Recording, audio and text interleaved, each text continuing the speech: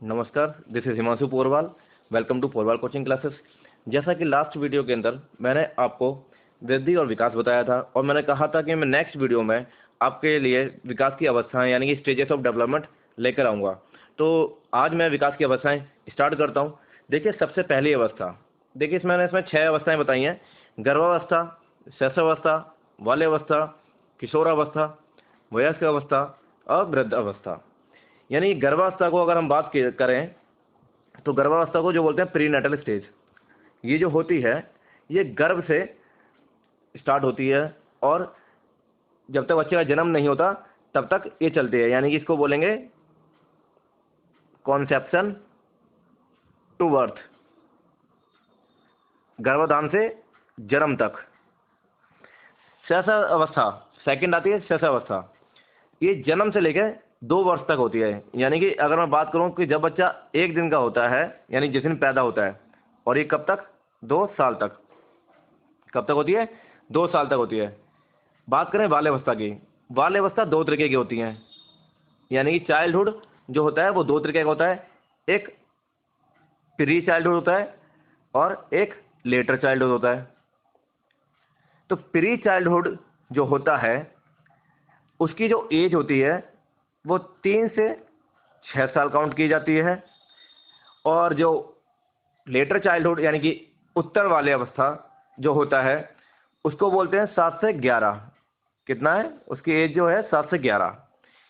Pre को हम बोलते हैं पूर्व और लेटर को क्या बोलेंगे? उत्तर वाले अवस्था। अब बात आती है किशोरावस्था की। जो किशोरावस्था होती है उसकी एज क्या होती है? उसके एज ग्रुप कितना होता है?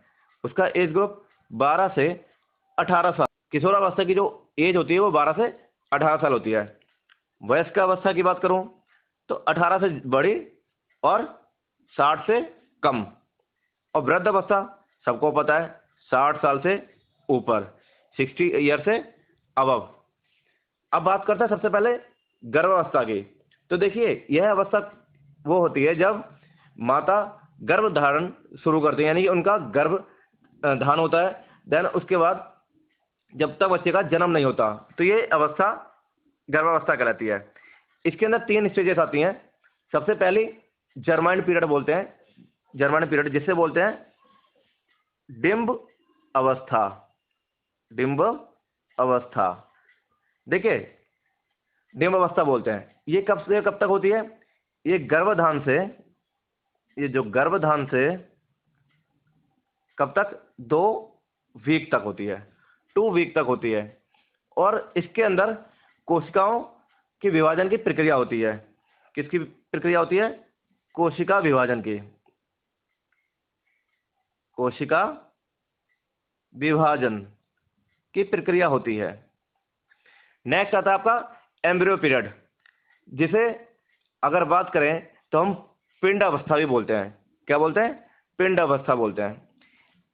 इस अवस्था के अंदर जो बच्चों का विकास होता है, सबसे मेन बात, इस अवस्था के अंदर जो बच्चों का विकास होता है वो मस्तक अधोमुखी विकास होता है। यानी कि मस्तक अधोमुखी, जैसा कि मैंने लास्ट वीडियो के अंदर आपको बताया था, जो सिर से स्टार्ट होता है और सिर से कहां तक? नीचे पूरा पैर तक। सिर से पैर तक की जो अवस्था होती है उसे बोलते हैं मस्तक अधोमुखी, यानी कि सेफालोकाडल। मैंने लास्ट वीडियो के अंदर भी आपको इसके बारे में बताया था। इसको बोलते हैं मस्तक अधोमुखी। क्या बोलते हैं? मस्तक को, सॉरी, मस्तक अधोमुखी, ये होती है अवस्था। ये मेन अवस्था इसके अंदर मानी जाती है। इस अवस्था का मतलब जो विकास होता है वो मस्तक अधोमुखी होता है। अब इसके अंदर जो विकास होता है बच्चों का वो किन तरीके से होता है? देखिए, बाहरी विकास होता है, मध्य विकास होता है और आंतरिक विकास होता है। कैसा होता है? बाहरी, मध्य और आंतरिक। चलिए मैं आपको वो बता देता हूँ। देखिए, सबसे पहले अगर बात करूँ, मैं ये यहाँ से यहाँ बता रहा हूँ बाहरी की। किसकी? बाहरी है। तो बाहरी के अंदर क्या काउंट करेंगे कि बच्चे के नेल्स बढ़ रहे हैं, हेयर बढ़ रहे हैं, या फिर उसकी त्वचा में इंक्रीज हो रहा है। मध्य की बात करूं चलिए मैं आपको यहाँ पे लिख के भी दे देता हूँ। सेफालोकोटल मस्तक अधोमुखी। देन भारी में मैं आपको लिख देता हूँ कि बच्चों के नेल्स यानी कि नाखून बड़े हो रहे हैं, उसके हेयर बड़े हो रहे हैं, और जितनी भी एक्सटर्नल चीज़ होती हैं, बाहरी चीज़ होती हैं, वो मध्य के अंदर बच्चों की जो मांसपेशियां हैं वो बढ़ रही हैं, मांसपेशियां बढ़ रही हैं। ठीक है। अब आता है आंतरिक। क्या आता है? आंतरिक। इसके अंदर बच्चों के लंग्स, हार्ट और किडनी का बढ़ना होता है। तो क्या बढ़ेंगे? Lungs, heart, then last kidney, ऐसी चीजें बढ़ती हैं और एम्ब्रॉय पीरियड के अंदर ही ये तीनों चीजें आती हैं। अब नेक्स्ट बात करते हैं पीरियड ऑफ फेटस की। किसकी बात करते हैं? कि पीरियड ऑफ फेटस की। इस अवस्था को बच्चों के विकास की अवस्था बोलते हैं, यानी कि इसमें निर्माण नहीं हो रहा होता है, निर्माण ऑलरेडी हो चुका होता है। अब आपकी बात चलती है सिर्फ विकास की। तो इस अवस्था को हम क्या बोलते हैं? इस अवस्था को विकास की अवस्था बोलते हैं, विकास की अवस्था बोलते हैं। यह है गर्भावस्था। इसके अंदर सिर्फ इतना ही है जो मैं आपको बता सकता हूं, और इस अवस्था में बच्चे का विकास होना स्टार्ट होता है, यानी कि यही विकास की अवस्था होती है। नेक्स्ट आता है शैशवावस्था। नेक्स्ट क्या आएगा? शैशवावस्था। देखिए इस अवस्था के अंदर क्या होगा, इस अवस्था को सबसे पहले बोल लीजिए टॉडलर स्टेज, यानी कि टॉडलर जो स्टेज होती है वो स्टेज कैसे होती है? जब बच्चा घुटनों के बल चलता है, यानी कि इस स्टेज के अंदर बच्चा जो है वो घुटनों के बल चलता है, यानी घुटने चलना भी सीखता है। और ये जो टॉडलर स्टेज होती है, ये मैंने आपको बताई थी कि जन्म से लेके 2 साल तक होती है, यानी 1 दिन से लेके 2 साल तक की होती है। इसे टॉडलर स्टेज बोलते हैं। और इस स्टेज के अंदर बच्चा अपने सेंसों के द्वारा, सेंसरी मोटर्स के द्वारा वस्तुओं के बारे में समझता है। किसके द्वारा? सेंसरी। देखिए सेंसरी जितनी भी इंद्रियां होती हैं, संवेदी इंद्रियां, जिनके द्वारा बच्चे क्या करते हैं, जिनके सारे बच्चे वस्तुओं के बारे में समझते हैं। और इस अवस्था के अंदर बच्चों का वस्तु स्थायित्व करना भी सीख लेता है, यानी वस्तु स्थायित्व भी बढ़ जाता है। तो ये जो वस्तु स्थायित्व की बात करें तो मैं जब प्याजे की आपकी 4 स्टेजेस कराऊंगा डेवलपमेंट की, मैं उसके अंदर आपको बताऊंगा कि वस्तु स्थायित्व क्या होता है। अब आएंगे इसकी कुछ विशेषताएं, इसकी कुछ विशेषताएं। सबसे पहली विशेषता की बात करूं तो बच्चा अपने संवेगों यानी सेंसेस के द्वारा रोना या हंसना बताने लगता है। तो सबसे पहले अगर मैं विशेषता की बात करूं तो इस विशेषता के अंदर जो बच्चा है अपने संवेगों को प्रदर्शित करता है, जैसे कि रोना, हंसना। सेकंड बात करूं तो अब इस अवस्था में क्या होगा, बच्चों का जो विकास होता है, बच्चों का जो विकास होता है, यानी कि अगर शारीरिक विकास की बात करूं या मानसिक विकास की बात करूं, वो बहुत तेजी से होता है, बहुत तेजी से होता है। जो तीसरी अवस्था है, इसके अंदर बच्चा जो है वो अनुकरण करना सीख लेता है, यानी कि इमिटेशन करता है। क्या करता है? इमिटेशन। अगर हिंदी में बात करूं तो अनुकरण करता है। आगे इसके नेक्स्ट जो अवस्था है, इसमें बच्चा क्या होता है कि बच्चा दूसरों पर निर्भर होता है, बच्चा दूसरों पर निर्भर होता है। देखिए छोटा सा बच्चा है वो हमेशा निर्भर करेगा, चाहे उसे टॉयलेट आए, चाहे उसे भूख लगे या कुछ भी हो, क्योंकि वो इतना बड़ा नहीं होता कि वो अपने काम खुद कर सके। नेक्स्ट आता है बच्चों में जो आत्म प्रेम की भावना होती है वो विकसित हो जाती है। किसकी भावना? आत्म प्रेम की। वो खुद से भी प्यार करने लगते हैं। आत्म प्रेम की भावना का विकसित होना, ठीक है, यानी कि आत्म प्रेम की भावना बढ़ जाना। नेक्स्ट, बच्चों के अंदर नैतिकता और सामाजिकता की कमी होती है। किसके अंदर? इस ग्रुप के जो बच्चे होते हैं, यानी कि शैशवावस्था के जो बच्चे होते हैं, इनके अंदर नैतिकता और सामाजिकता। देखिए बहुत छोटे होते हैं, इनको नहीं पता होता कि किस तरीके से व्यवहार करना है, कहाँ किसके सामने कैसे रिएक्ट करना है, इनको कुछ नहीं पता होता। बहुत छोटे होते हैं, इसलिए नैतिकता और सामाजिकता की कमी होती है, यानी कि उनका अभाव होता है। इस ग्रुप के जो बच्चे होते हैं उनके अंदर कल्पनाशील जो है भावना, यानी कि इमेजिनेशन बहुत ही उनकी स्ट्रांग होती है। यानी कि इस ग्रुप के जो बच्चे होते हैं वो कल्पनाशीलवादी होते हैं, वो कुछ भी सोचते हैं और कैसे भी मतलब बात करते हैं। देखिए अगला जो पॉइंट, जैसे मैंने आपको बताया था कि बच्चों में अनुकरण की प्रवृत्ति होती है, और जैसे कि मैंने फिर बताया कि अभी लास्ट मैंने पॉइंट बताया कि आपको कल्पनाशील भी बच्चे होते हैं। उसी प्रकार बच्चों के अंदर दोहराने की प्रवृत्ति भी होती है। किसकी? दोहराने की प्रवृत्ति भी होती है। और दोहराने की जो प्रवृत्ति होती है, बच्चे बार बार चीज़ों को दोहराते हैं। और इसके लिए जो एक मनोवैज्ञानिक हैं जिनका नाम मिस ब्रिज है, उन्होंने कहा है कि 2 साल के बच्चों की जो आयु में सभी संवेगों का निर्माण हो जाता है। क्या कहा है? कि 2 साल के बच्चे की आयु में सभी संवेगों का निर्माण हो जाता है। यानी कि 2 साल का जो बच्चा होता है वो हंसना, रोना, हर प्रकार के जो संवेग होते हैं वो अपने प्रकट कर सकता है। तो इसी के साथ मैंने आपको जितनी भी विशेषताएं थी वो सभी बताती हैं शैशवावस्था की। आगे जो हम बढ़ते हैं बाल्यावस्था के ऊपर। अब आती है बाजी बाल्यावस्था की, यानी अब नंबर आता है बाल्यावस्था का। तो देखिए इस अवस्था में, यानी बाल्यावस्था में, बच्चों में विभिन्न प्रकार के परिवर्तन होते हैं, क्योंकि जब बच्चा धीरे धीरे बड़ा होता है तो उसका विकास भी होना शुरू हो जाता है। और इस अवस्था के जो बच्चे हैं वो दोस्तों के साथ खेलना कूदना और मिलना जुलना ज़्यादा पसंद करते हैं, वो बच्चों के साथ ज़्यादा रहना पसंद करते हैं। तो इस अवस्था में बच्चा क्या होता है? समाज की ओर अग्रसर होता है।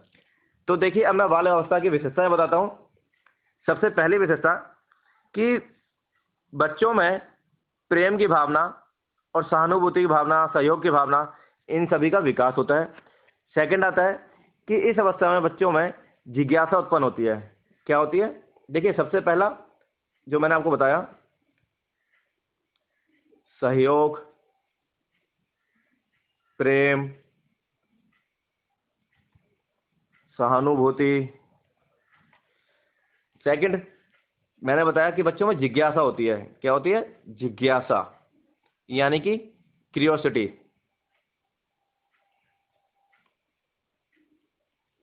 क्या होती है? क्यूरियोसिटी। नेक्स्ट, बच्चों के अंदर सामाजिक और नैतिक गुण भी विकसित हो जाते हैं।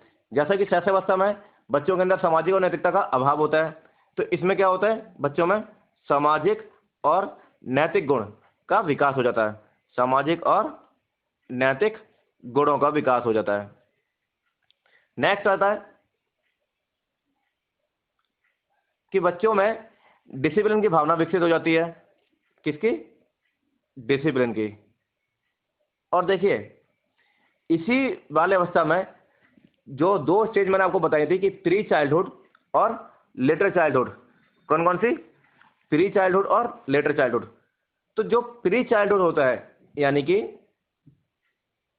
पूर्व बाल्यावस्था, उसे क्या बोलते हैं? उसे टॉय एज भी बोलते हैं। क्या बोलते हैं? टॉय एज भी बोलते हैं। देन नेक्स्ट आता है इसका पॉइंट कि बच्चों में मूर्त वस्तुओं पर सोचना शुरू कर देते हैं जो बच्चे होते हैं, और फिर इसमें पुरस्कार और दंड का प्रभाव भी पता चलता है। उसके बाद दूसरों का निरीक्षण भी करके सीखते हैं बच्चे। माँ बाप के साथ रहना थोड़ा कम पसंद करते हैं, लेकिन दोस्तों की संगति को ज़्यादा पसंद करते हैं। और इसकी मेन चीज़, इसकी जो मेन अवस्था है जो मैं आपको बताने जा रहा हूँ, ये मोस्ट इंपॉर्टेंट है और इसके ऊपर क्वेश्चन आ जाता है। इस अवस्था में बच्चों के अंदर ओडिपस और इलेक्ट्रा, इनकी भावनाओं का विकास हो जाता है। ओडिपस और इलेक्ट्रा, इनकी भावनाओं का विकास हो जाता है। देखिए सिगमंड फ्राइड ने बताया कि जब लड़के अपनी माता के साथ ज़्यादा खुश रहते हैं, यानी कि उनके अंदर मात्र प्रेम भावना ज़्यादा होती है, क्योंकि आपको पता होगा कि लड़के जो हैं वो ज़्यादातर अपनी मम्मी को सपोर्ट करते हैं, ठीक है। यानी कि अगर मैं लड़कों की बात करूँ, बॉयज़ की बात करूँ, तो उनका जो इंटरेक्शन होता है वो मम्मियों से ज़्यादा होता है, वो मॉम से ज़्यादा होता है, ठीक है। और जो गर्ल होती हैं, अगर इलेक्ट्रा की बात करूँ, जो गर्ल होती हैं उनका जो इंटरेक्शन यानी जो ज़्यादा बातचीत वो करना पसंद करती हैं, वो अपने डैड यानी अपने पिताजी से बात करना पसंद करती हैं, और उनको पिताजी की तरफ ज़्यादा प्रेम भावना होता है। तो देखिए, जब लड़के का मम्मी की तरफ प्रेम भावना ज़्यादा होता है तो उसे बोलते हैं ऑडिपस, और जब लड़की का पिताजी की तरफ ज़्यादा प्रेम भावना होते हैं तो उसे बोलते हैं इलेक्ट्रा। और ये जो अवस्थाओं को डिफाइन किया है वो किया है सिगमंड फ्राइड ने। किसने किया है? सिगमंड फ्राइड ने। मैंने आपको जितनी भी बाल अवस्था की विशेषताएं थी वो बताई हैं। मैं उनको बाकायदा एक इसी के साथ एक पेज भी को शेयर कर दूंगा जिसमें आपको लिख कर दे दूंगा प्रॉपर तरीके से। आगे बढ़ते हैं। आता है किशोर अवस्था। क्या आता है? किशोर अवस्था। देखिए किशोर अवस्था, सॉरी, इससे बाल अवस्था में ना मुझे एक चीज़ और बतानी है आपको कि बाल्य अवस्था में एक वैज्ञानिक है, एक मनोवैज्ञानिक है जिनका नाम है रॉस। क्या नाम है? रॉस। तो उन्होंने कहा कि जो बाल्य अवस्था जो होती है वो मिथ्य अवस्था होती है, यानी कि मिथ्य अवस्था होती है, वो दिखावटी होती है। तो उन्होंने एक स्टेटमेंट दी है कि बाल अवस्था मिथ्य अवस्था होती है। और जो सिगमंड फ्राइड है उन्होंने कहा है कि इस जो एज ग्रुप के बच्चे होते हैं उनमें काम करने की जो प्रवृत्ति होती है वो बिल्कुल न्यूनतम स्तर पर होती है, अकॉर्डिंग टू सिगमंड फ्राइड। मैं आपको दोनों डेफिनेशन जो है बता चुका हूं। अब बात करते हैं किशोर अवस्था की। किसकी बात करते हैं? किशोर अवस्था की। देखिए किशोर अवस्था जो है, मैंने कल ही आपको बताया था, कल जो वीडियो डाली थी, लास्ट वीडियो जो मैंने डाली थी, मैंने उस वीडियो के अंदर आपको बताया था कि किशोर अवस्था जो है वो आंधी और तूफान की अवस्था है। किसकी? आंधी और तूफान की। और ये जो बात कही है ये किसने कही है? ये कही है स्टेन हॉल ने। किसने कही है? Stan Hall. ये बात जो कही है ये स्टेनले हॉल ने कही है, ठीक है। किशोर अवस्था क्यों उन्होंने कहा है कि किशोर अवस्था बहुत ही ज़्यादा तनावपूर्ण और संघर्षपूर्ण और तूफान की अवस्था है, यानी कि ये जो समय होता है वो तनाव, संघर्ष और तूफान का समय होता है। तो किशोर अवस्था की अगर बात करें तो इसमें कहा है कि किशोर अवस्था जीवन की सबसे जटिल अवस्था होती है, क्योंकि इस अवस्था में बच्चा अच्छे रास्ते पर अगर चला गया तो उसके अंदर अच्छे गुण विकसित हो जाएंगे। लेकिन अगर रास्ते से मान लो अगर वो भटक गया तो उसके अंदर क्या होगा?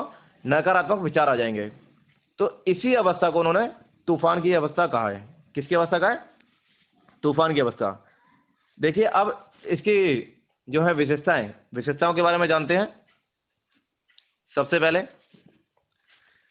उन्होंने कहा कि जो इस ग्रुप के जो बच्चे होते हैं यानी किशोर अवस्था होते हैं उनके अंदर बहुत बहुत तेजी से यानी कि तीव्र शारीरिक और मानसिक विकास होता है। क्या होता है? शारीरिक और मानसिक विकास होता है, क्योंकि इस अवस्था में बच्चों के अंदर ज़्यादा ही परिपक्वता आ जाती है। दूसरा पॉइंट है, इस अवस्था में बच्चों में अमूर्त चिंतन की भावना जागृति, यानी वो अमूर्त चिंतन भी कर सकते हैं, यानी कि एब्स्ट्रैक्ट थिंकिंग, जिसको नहीं देखा है, जिसके बारे में नहीं जानते, लेकिन उसके बारे में भी वो सोच सकते हैं, वो चिंतन कर सकते हैं। इसके बाद जो नेक्स्ट आएगा पॉइंट, उसमें ये देखें कि बच्चे जो हैं, आपको पता होगा कि जो 12 से 18 साल के जो बच्चे होते हैं, 13, 14, 15 साल के, वो कहीं ना कहीं अपने आप को ना सबसे ज़्यादा सुंदर दिखने की कोशिश करते हैं। वो दूसरों की नज़र में अपने आप को सुंदर कैसे बनाया जाए इस चीज़ पे ज़्यादा ध्यान देते हैं। नेक्स्ट आता है कि बच्चों के अंदर स्वतंत्रता और विद्रोह की भावना का भी विकास हो जाता है। किसका? स्वतंत्रता और विद्रोह की भावना का विकास होता है, यानी कि वो अपने तरीके से जीना शुरू करते हैं, अगर वो स्वतंत्र नहीं फील करते हैं तो वो बोलते हैं, अपने घर वालों को ही बोल देते हैं कि मुझे आप लोगों ने पकड़ के रखा हुआ है, आप लोग मुझे कहीं जाने नहीं देते। तो वो स्वतंत्रता को की कमी को फील करते हुए वो विद्रोह करते हैं और फिर वो थोड़ा बहुत लड़ना झगड़ना शुरू करते हैं। और यही एक अवस्था ऐसी होती है, आंधी तूफान की अवस्था, इसलिए इसे कहा गया है क्योंकि इस अवस्था के अंदर लड़के और लड़कियों में जो काम भावना होती है, यानी कि जो सेक्स की भावना होती है, उसका जो विकास होता है वो बहुत तेजी से होता है और उनके माइंड में ये सब चीज़ें बहुत जल्दी आती हैं। नेक्स्ट पॉइंट कि इस अवस्था में जो बच्चा होता है वो क्या होता है, बच्चा सहयोगी होता है। बच्चा कैसा होता है, बच्चा सहयोगी होता है। और अगर बात करूं तो इस अवस्था में जो बच्चों का नैतिक विकास होता है वो उच्च स्तर पर होता है। सभी विशेषताएं जितनी मतलब मुझे लगी, समझ में आई और जितना मुझे लगा कि हाँ ये एग्ज़ाम में आ सकती हैं या एग्ज़ाम में आती हैं, मैंने ऑलमोस्ट आपको बता दी हैं। आगे बढ़ते हैं। प्रौढ़ावस्था, देखिए प्रौढ़ावस्था की जो एज है मैं आपको बता चुका हूँ, 18 से 60 साल। इसको इंग्लिश में अडल्ट हुड भी बोलते हैं। और ये अवस्था जो होती है, इतना मतलब इस अवस्था में इतना विकास हो चुका होता है कि वो अपने डिसीजन लेने में से मतलब कुछ मिनट भी नहीं सोचते और एकदम से अपना डिसीजन ले लेते हैं। और इस अवस्था के अंदर व्यक्ति का जो दिमाग है वो और भी ज़्यादा तार्किक रूप से चलता है, यानी कि वो चीज़ों को सोचता है अच्छे तरीके से, जो चीज़ हो सकती है कि ऐसा क्यों हुआ। और यही एक अवस्था आती है जिसमें मनुष्य में परिवार के प्रति प्यार बढ़ जाता है और उसे अनुभव हो चुका होता है कि वो कोई भी काम आसानी से पूरा कर सकता है और वो पारिवारिक गतियों में ज़्यादा रहता है। तो ये कुछ अवस्थाएं, इनकी कुछ विशेषताएं थी प्रौढ़ावस्था की। नेक्स्ट आता है वृद्धावस्था। देखिए वृद्धावस्था में बताया कि 60 साल से ऊपर की एज होती है। मैंने आपको बताया कि 60 साल से ऊपर की एज होती है और वृद्धावस्था को ही ओल्ड एज बोलते हैं। क्या बोलते हैं, ओल्ड एज। और इस अवस्था के अंदर जो मैच्योरिटी होती है वो हमारी आखिरी पड़ाव पर होती है। किस पे होती है, आखिरी पड़ाव पर।